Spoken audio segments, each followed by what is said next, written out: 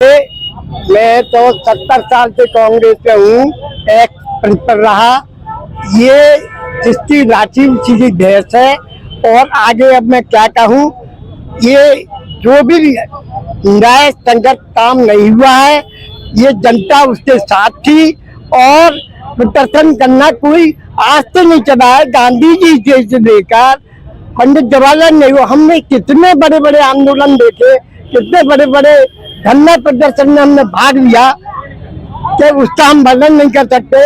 ये तो आज ये हो रहा है कि सत्ता और कानून अपने हाथ में लेकर लोग न्यायपालिका के विरोध में है ये प्रदर्शन। बिल्कुल न्यायपालिका ने गलत निर्णय लेकर ये कार्य किया। ये वहाँ पर ऐसा कोई वातावरण नहीं था, राजमार्ग स्वागत नहीं हुआ, ना कोई नहीं था साहब। मुझे अब मैं क्या बताऊँ आपको कहानी पूरी, कभी पूरा अपना जीवन परिचय हुआ।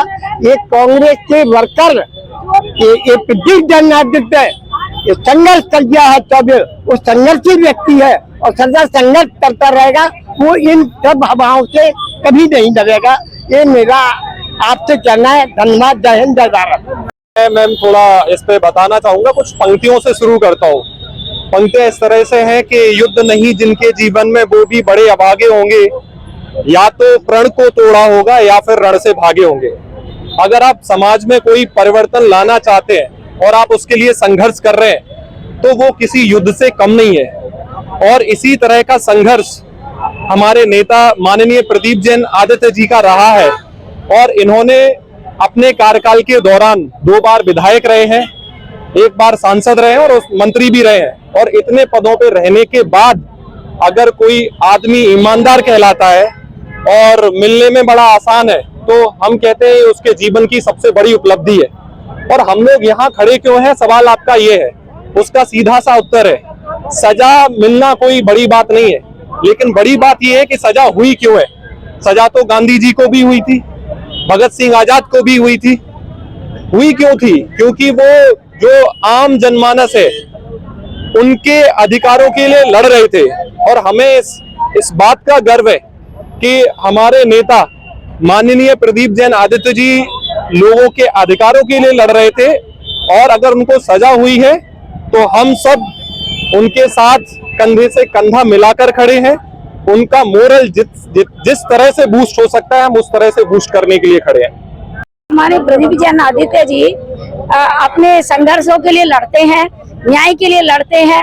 अगर आप एक बात बताइए, जो न्याय के लिए लड़ता है उस प्रक्रिया में 2 साल की सजा होना मुझे गलत लगता है। मैम, मुझे ये लगता है, देखिए कोर्ट में भी देखती हूँ बहुत से समय ऐसा लगता है जो छोटी चोरी कर रहा है वो जेल में, जो बड़े लोग बड़े क्राइम करते हैं उनके लिए कोई सजा नहीं है। आप बताइए, क्या हमारे देश में इतनी बड़ी बहुत बड़ी समस्या है, तो छोटी समस्या है, पर लेकिन लड़कियों को लेके किसी चीज को लेके आप ये देखें उन्हें सजा नहीं होती है। कभी आप देखते होंगे वो जेल में जाते हुए दिखाई देते हैं, वो बाहर घूम रहे हैं जिन्हें आजीवन कारावास है। श्रम में अपने आंखों से देखा है। एक महिला न्यायपालिका ने ठीक नहीं किया, भाई मुझे तो थोड़ा सा गलत लगता है। या तो न्याय और दोबारा होना चाहिए और उनके साक्ष्य को देखना चाहिए।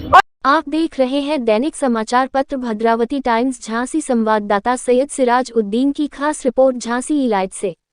आज शाम इलाइट चौराहे पर कांग्रेस कार्यकर्ताओं द्वारा प्रदीप जैन आदित्य के पुराने केस में सजा को लेकर मौन और शांतिपूर्ण धरना प्रदर्शन।